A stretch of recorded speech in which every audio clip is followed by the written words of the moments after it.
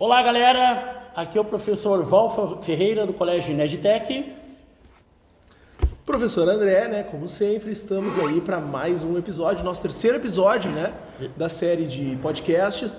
E hoje a gente trouxe dois novos convidados.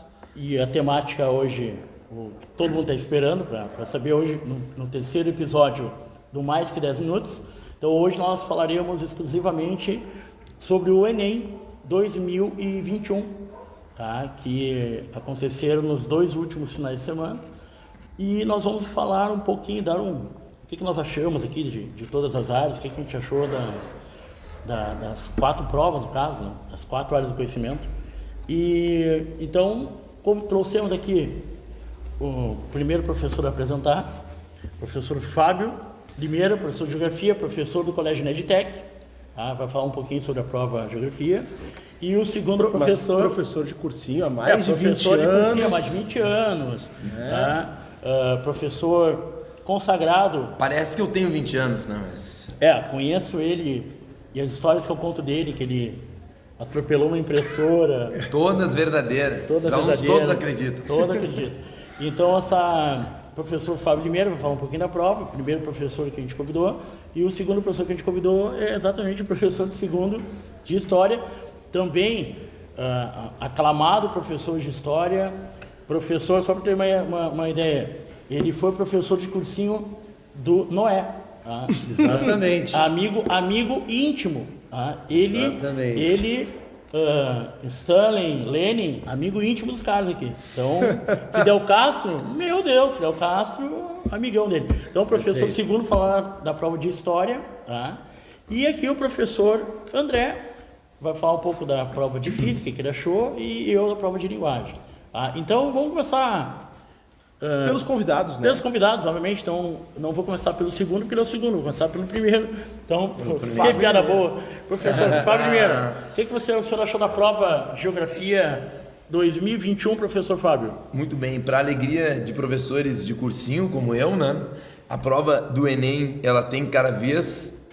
apresentado mais conteúdo, vocabulário. Aqui no INED a gente tem apresentado a importância dos radicais gregos e latinos. Estava dando aula para o concurso público para soldado da Brigada Militar, um aluno que estava em casa e aí, né, fez um comentário lá dizendo: na primeira aula do concurso falou sobre viniviticultura, né, e apareceu lá na prova, né? Então não adianta saber que Caxias, em homenagem ao segundo, Bento Gonçalves, tem grande produção de uva, né?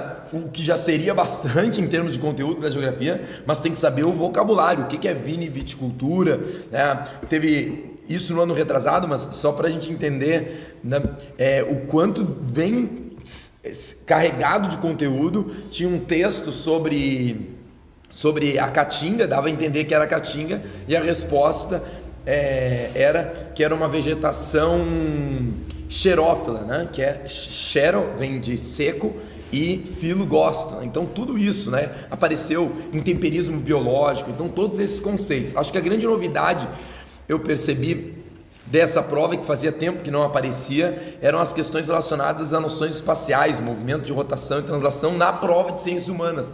Apareceu uma questão sobre luminosidade, onde tinha que saber lá que no dia 21 de junho a sombra de um poste cravado em Brasília era para o sul. Então essa é a novidade, porque até 2009 as provas eram todas juntas e muitos alunos diziam: caía só geografia praticamente, porque eles faziam referência de linguagem, referência de circunferência matemática, e lá na física de refração, com muitas questões de lua. Então o pessoal, tá caindo lua, tá caindo... Achavam que era geografia. Mas, e agora, Fábio, apareceu de novo, né? Essa questão, tu falou que num poste a sombra do poste em Brasília. Mas seria a mesma coisa que no Japão e na Austrália, não seria? Porque a Terra é plana.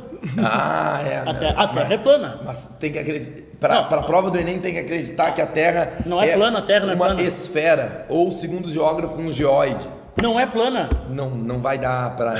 Cara, eu achava que a Terra era plana, meu. Vai ter que mudar o conceito, para o Enem pelo menos. Meu Naqueles Deus, minutinhos de Enem, uma hora, tu vai acredito que a Terra é uma esfera perfeita. Tá, se eu chegar até o final, não caio? Não. Não cai. Pelo menos não pro Enem. Não pro Enem. Aí depois, Val, tá. tu pode continuar defendendo essa tua tese dentro das tuas bom. aulas de linguagem. Só defende longe da escola. Muito longe. Eu tô sendo irônico, tá, galera?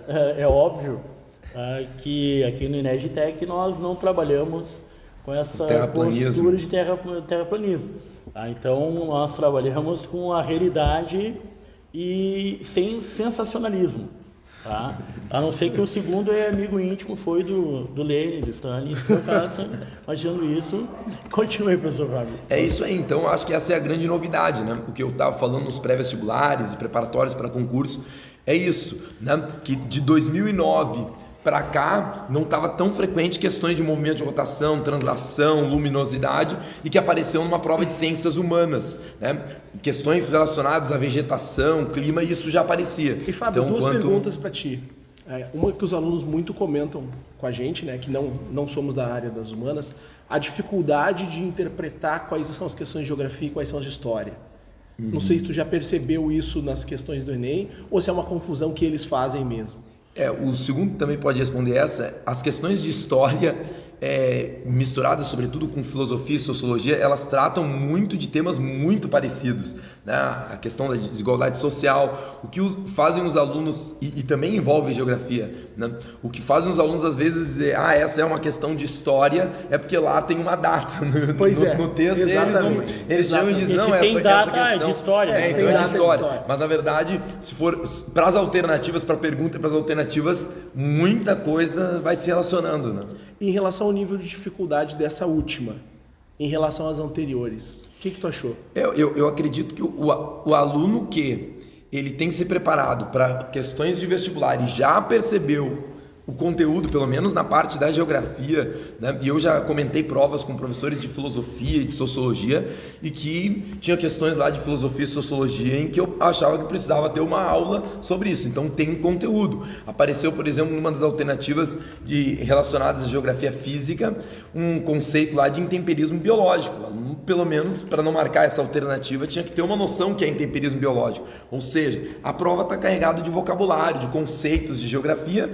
E se o aluno tem uma noção de grego e latim, até teve uma aluna do segundo ano aqui, chegou Só grego e latim, tá? Essa não precisa.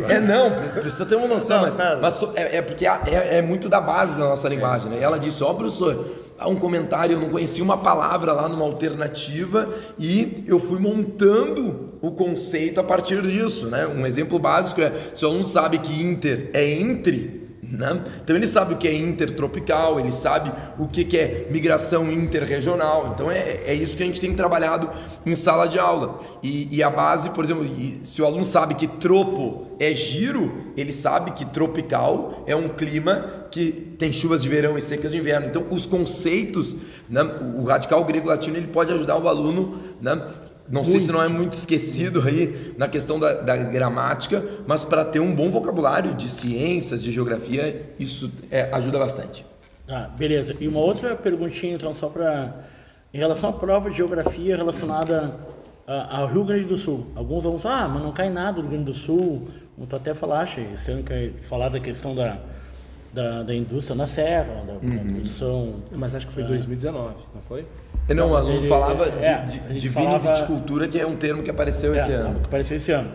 E então, o que tu achou? Tu acha que o nosso aluno tem que estudar geograficamente nossa realidade? Porque o Enem, gente, falando, nós moramos em um país continental, tamanho do Brasil, então é difícil tu conseguir uma prova inteira de uma região. Tem que agradar gregos e troianos. E pelo que eu percebi assim no comentário, que esse ano a prova acho que atingiu um pouco esse nível, pelo menos a satisfação da nossa realidade aqui no Rio Grande do Sul. Falam. A grande questão é que é mais fácil para o aluno ele entender o local, né? A região onde ele vive. E tem alunos aqui do INET que disseram, lembrei da prova do Enem da saída de campo que nós fizemos para Cambará do Sul no primeiro ano. Aquele que ele perdeu o celular, deixou lá. É verdade, é verdade. Então, o aluno ir numa saída de campo e conseguir enxergar o basalto, a formação das eras geológicas, quando chega numa questão em nível, né, global, em nível mundial das eras geológicas, ele vai ter muito mais propriedade. Então, é isso. Às vezes tem aluno que se ilude nessa, vai começar uma aula de Rio Grande do Sul lá no terceirão que é só para URGS, eu não preciso participar disso. Os nossos alunos aqui, eles têm clareza disso, que indo para essas aulas eles vão estar aprofundando detalhezinhos que podem ajudar numa prova do Enem de eras geológicas, mesmo que não apareça Rio Grande do Sul na história. Mas é um mecanismo lógico, né? Ele vem também com conteúdo específico. Sim. Também. Né? Então, às vezes, não caiu exatamente a questão, mas tu tem um mecanismo lógico daquilo que é geral. Né? Isso acontece muito em física também. Sim. E professor segundo, e a prova de história? O que você achou a prova de história desse ano agora? Bom, a prova de história, ela não é uma prova conteudista, tá? Mas ela vai te mostrar que tu precisa saber o conteúdo, que é diferente. Se nós pegarmos uma prova da URGS, que é conteudista, que vai te pegar da pré-história aos dias contemporâneos, ali ela é realmente conteudista, tu tem que saber detalhes importantes. Mas essa prova, e eu quero deixar bem claro de história, ela é uma prova muito bem feita. Ela não tem dificuldades, né? Ela não é uma prova difícil, mas ela é muito bem estruturada. Se você vai, por exemplo, analisar uma questão que trabalha sobre os direitos civis nos Estados Unidos da década de 60, ela coloca duas imagens, né, que vão te levar, evidentemente, a uma resposta muito, muito clara, que é o início do movimento, né, quando a Rosa Parks se recusa a dar o lugar no ônibus, e ali é o início do movimento do direito civil nos Estados Unidos. É uma questão bem simples, mas você vai ter que estudar um conteúdo para poder abordar essa questão, quer dizer, nenhuma prova tu faz sem conteúdo. A diferença do Enem é que ela vai trabalhar um texto onde você consiga entender esse texto, né, para poder responder de uma forma diferente de uma prova conteudista, mas ela é bem montada. Não vamos saber se existem outras questões mais complexas, porque nós podemos falar daquilo que está presente. E essa prova está bem estruturada, né? Nesse ano as questões são bem claras, né? Diferente de anos atrás, que em alguns momentos já tinha uma dificuldade em relação onde o próprio gabarito, a alternativa correta, ela era discutível, mas nessa ela também, o objetivo é bem claro. Tá? Então, assim, mesmo não sendo uma prova conteudista, mas em qualquer área o conteúdo é a base. Se não tiver essa base, você não responde. Então, se eu não sei sobre movimentos, os direitos civis nos Estados Unidos, eu não vou saber responder essa prova. Então, a mesma coisa assim, o movimento da revolta da Chibata. Não é uma prova conteudista, mas eu vou ter que saber sobre o movimento da Chibata, o que aconteceu. Então, é isso que é uma coisa interessante. Agora, é claro que o Enem não cobra tudo aquilo que você estuda no ensino médio. Ele não faz essa abrangência toda. Se você vai pegar uma prova da URGS que tem 25 questões de história, ela vai te pegar para história, antiga, média, moderna, Brasil, latino-americana e especificamente Rio Grande do Sul. Sempre tem 2 questões. Então aí é uma prova que realmente você tem que estudar muito para conseguir responder. E o Enem não faz isso, ele não trabalha com regionalidade e às vezes entra numa especificidade que é a caso de uma economia do Rio Grande do Sul, mas é uma especificidade. Mas em história não. Mas vai trabalhar ali um movimento, por exemplo, né, da questão de Goulart, da questão da década de 60, que evidentemente está relacionado com o movimento da legalidade, a participação do Leonel Brizola. Esse contexto histórico, eu preciso ter ele em mente para poder responder. Então, se você realmente é aquele aluno, né, professor, que fez o teu trabalho direitinho, ouviu o professor que tu tem que estudar, fazer os exercícios, fazer as redações, todas as disciplinas são importantes. Porque pode ter questões de Enem que vem, como nós estávamos falando. Tu não sabe se é história, geografia e filosofia. Por quê? Porque ela está trabalhando todas as questões juntas. Né? Então, por quê? Porque história é a mãe das disciplinas. Então, evidentemente, às vezes tu pensa que tudo é história. Mas se eu falar sociologia, a partir da criação dela do século XIX, né, que é a chamada física social, eu vou ter que entender o que se passa quando o Augusto Comte vai trabalhar justamente uma alternativa para o caos que se faz depois da Revolução Francesa e Napoleão Bonaparte. Ele quer curar esses males, então ali ele passa a analisar a sociedade dentro de um contexto histórico. Então não tem como separar. Pode ter questões específicas, né? Eu posso trabalhar com questões de filosofia, de sociologia, mas é claro que dá essa confusão no aluno. E aí, Leandro, tem uma data, a história é boa. Tudo pode ter, né? Tudo tem, né? Mas é interessante, né? A prova, ela estava fácil, muito fácil, mas evidentemente fácil para quem tem um mínimo de estudo para fazê-la. Ah, eu não estudei nada e fiz a prova. Bom, então você é um gênio. Não existe isso, tá, gente? Tá? O aluno fez, conseguiu boa nota porque ele estudou. Né? E isso tem que ficar muito bem claro. Essa coisa, eu não estudei, tirei boa nota, ó, cara, isso não existe. Tá, Tá bom de chute. Tá bom de chute, né? E aí tem que parar de trabalhar e jogar, né? Jogar na Mega Sena que tu vai ganhar. Então, assim, é estudo, é dedicação, né? E a prova tá bem feitinha. E segundo, me diz a respeito aí, principalmente então da prova de história. Eu verifiquei já na ciência da natureza, e acho que deve acontecer a mesma coisa nas provas de vocês, que é cada vez mais difícil de prever o tipo de questão e conteúdo que vai cair. Porque se vocês que já trabalham há muitos anos com os vestibulares públicos, né, URGS, essas provas são previsíveis. Tu consegue dizer até o número de questões que vai cair de um conteúdo, por exemplo. Perfeito. Ah, vai cair 2 de eletricidade, vai cair 2 de geografia física, não sei, da URGS tu pode prever. O Enem, pelo menos na minha área, tu não consegue mais prever. Eu não consigo mais afirmar para as pessoas, pode estudar isso, isso e isso que vai cair uma de cada. Como é que vocês veem isso no conteúdo das de vocês? Né? Não dá. Tu pode ver o roteiro ali no edital, vai cair tais áreas da história, mas você dizer o que vai cair não tem como. Primeiro porque às vezes caem 10 questões, às vezes caem 3, caem 2, de 2.000 anos de história. O que acontece, o André falou é muito procedente que ele fala, porque realmente a prova da URGS é uma prova, digo, área de literatura, até porque a literatura na URGS tem as leituras obrigatórias, tá? E a prova de linguagens, onde ali tu tens a prova de língua portuguesa, literatura, a redação em língua estrangeira, que são 5 questões, são 45 autores e 5 de língua estrangeira. Literatura, não é que não tenha literatura, só que a literatura, diferente da URGS, ela é totalmente conteudista, tu tem que ter lido o livro, tu tem que saber o nome do personagem, tu tem que saber nas leituras obrigatórias, tá? No Enem, tu não precisa obrigatoriamente, claro que se tu ler o livro, tu vai ter muito mais chance de acertar, óbvio, vai saber história, mas o Enem, às vezes, o trecho do texto que eles te dão ali, pela própria interpretação, tu mata a questão. O que acontece é que na prova do Enem, na prova de literatura, muitas vezes o conteúdo da obra não é mais importante do que a essência da obra, do que ele perpassa.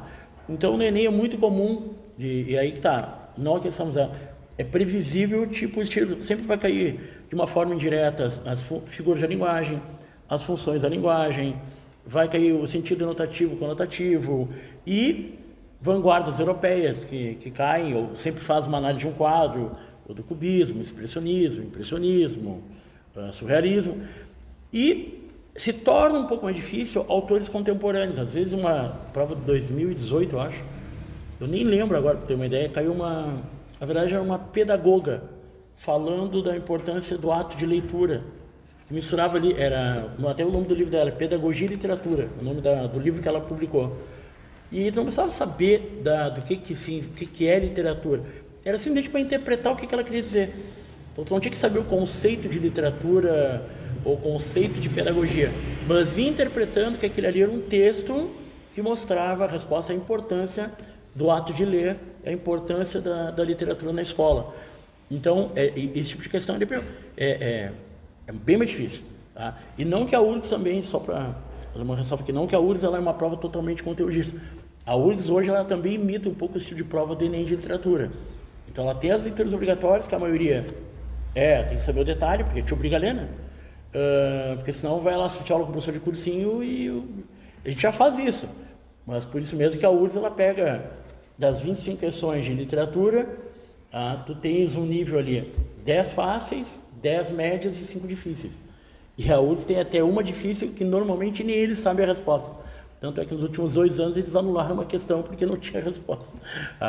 Então a URGS é isso, 10 fáceis, 10 médias e 5 difíceis. O Enem, o parâmetro da avaliação pelo cálculo do TRI, são questões muito mais fáceis. Mas por que a média é baixa? Porque o aluno, no Brasil, infelizmente, ele não tem o hábito de ler. Se todo mundo no Brasil tivesse hábito de ler, a prova dele ia ser uma barbada, falando por linguagem. Então, não linguagem. Mas em humanas também. Humanas, Humanas exatas.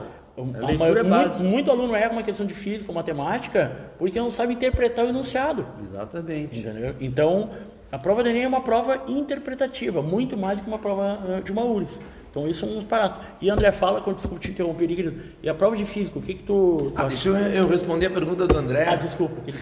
Eu fiquei ansioso porque o Fábio queria falar. O que acontece é que na prova da URGS, pelo menos os últimos anos que eu tenho examinado, me parece ser até um pouco menos imprevisível do que a prova do Enem, porque até 2006 nunca tinha caído questões de projeções cartográficas e caiu na URGS. Até 2009 nunca tinha caído Lua e caiu. Então a prova de geografia de vez em quando vem mudando na prova da URGS. E tem aquilo que no Enem a gente pode dizer que é essencial e que os alunos dizem, tu falou que ia cair e caiu, que é aquilo que é comum às ciências humanas. Então, por exemplo, o professor de sociologia, né, ele trabalha malthusianos, neomalthusianos, eco-neomalthusianos, essas teorias aí, volta e meia aparecem em prova, né? Taylorismo, Fordismo, Toyotismo, as questões de geografia urbana, de sociedade, isso envolve vários professores. Então, nesse sentido, é mais previsível no sentido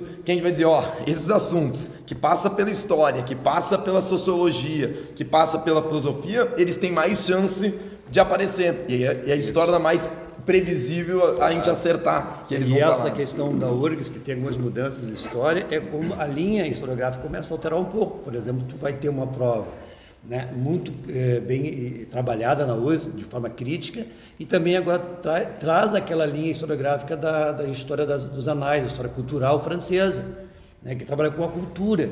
Então, claro, isso vai ser um diferencial, modifica a linha, São outras linhas historiográficas que são bem-vindas.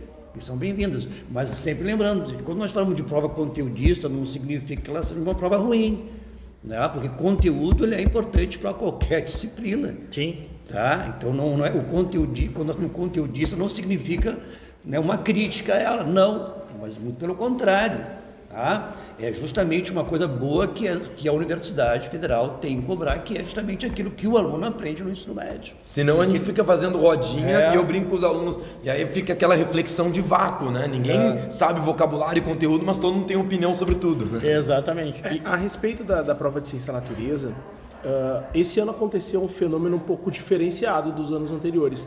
Foi a prova de física menos cansativa dos últimos anos. A gente teve um número de questões de física alto, porque normalmente das 45 da ciência da natureza, física é sempre a que tem menos. Normalmente gira em 12 questões, né? E a gente tem mais de biologia e de química, sempre. Esse ano a gente teve 14 de física. Ainda não é a distribuição exata, mas a gente teve um aumento de questões de física e elas vieram menores. Porque uma das coisas que muitos alunos reclamavam das questões, eu estou falando das de física, mas eu sei que acontece nas de vocês também, era muito texto introdutório para trazer uma questão. Isso saiu das questões. Porque às vezes é desnecessário, não precisava. Não, normalmente não, sempre é desnecessário. Pelo menos nas de física, tá? Desculpem as outras provas e desculpem. Não, mas é verdade, linguagem mas também tem algumas coisas. Nas de física era inútil, eu sempre indiquei meus alunos para não ler.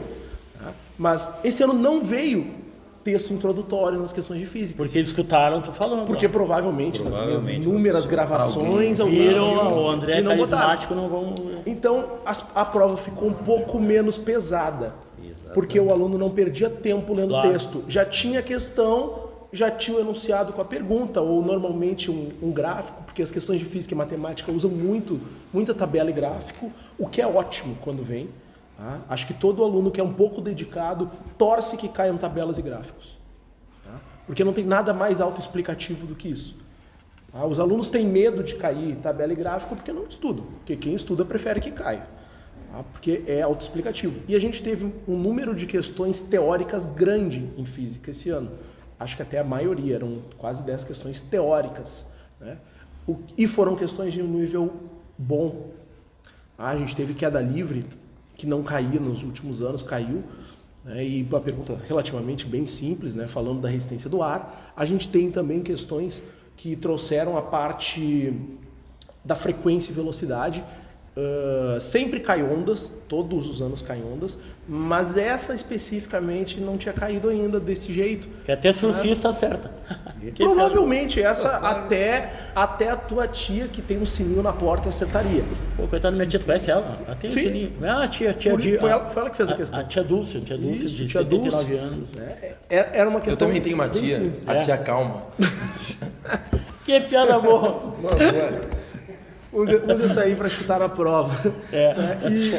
E a gente percebe que nesses últimos anos vem aumentando o número de teóricas e diminuindo as questões, digamos assim, que envolviam mais cálculos. Era uma prova mais leve. Né? Quem terminou a prova da ciência da natureza, não estou falando o pessoal que chuta tudo, né? Até porque a gente sabe que as médias são bem baixas.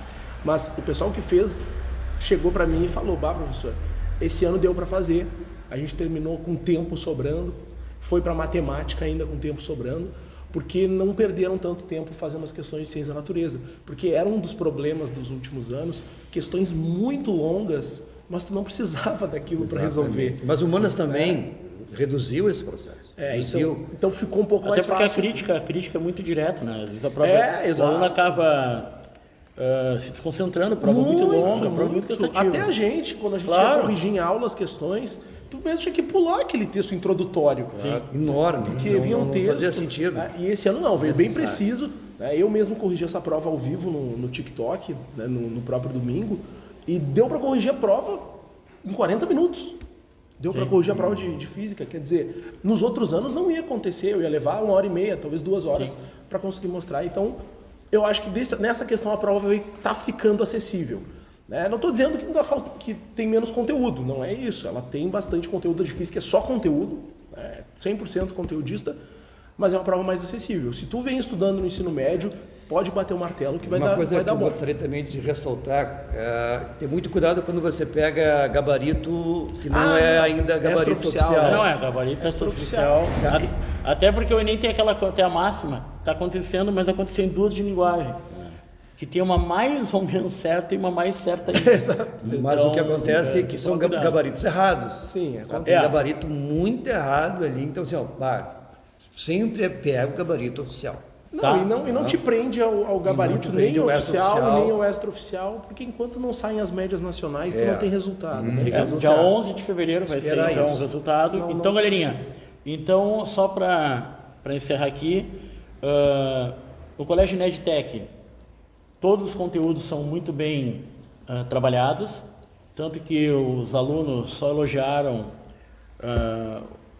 todas as disciplinas, o professor André, a física, que ele acertou alguns temas que, apesar de ser de cada vez mais difícil, mas acertou, tá? Com o próprio ONS, que ele falou que cai todo ano e realmente caiu, tá? Professor Segundo de História, professor Fábio de Geografia, linguagens, até eu pensava, tu errou o tema. Não, o tema da redação que menos importa é tu acertar o tema, não adianta tu acertar o tema e não saber como escrever. Tanto que eu disse, não importa o tema que cai, o tema vocês vão saber escrever, por uma leitura de vida, pela relação sociocultural que vocês têm. E o tema desse ano foi um tema que todo mundo achou dificílimo, mas bem fácil, porque o Enem sempre coloca alguma questão social, uma problemática, para tu dar uma solução. Tanto é que tem aqui a proposta de intervenção. Tá? Então, aqui no Colégio Nedtech, nós preparamos todos os nossos alunos para encarar o vestibular de uma URG, de uma PUC e o próprio Enem, que é o grande mote para entrar numa universidade federal, hoje no Brasil. Tá, galerinha? Então, últimas palavras, André? Eu queria agradecer aqui o pessoal, tanto o Fábio Limeira quanto o professor Segundo, que vieram trazer um pouquinho aí da experiência deles, né? Que são 2 monstros aí na área dos vestibulares, né? E para eles comentarem com vocês, porque se existe alguém que sabe a respeito dessas provas, é esse pessoal aqui. Né? Então, aproveitem muito esse tipo de informação, porque cada ano está ficando mais acessível para conseguir fazer essas provas. E até por isso, só para corroborar, e não é à toa que o Colégio Nedtech, ele está já há alguns anos que ele é o primeiro colégio pela avaliação do MEC. É a primeira escola, retrasado ano passado, primeira escola pela avaliação do MEC, escola número 1 na cidade de Cachoeirinha, tá? Pelas notas dos alunos do Enem. Tá bom, galera? Então, um beijo para todos. Valeu! Até mais!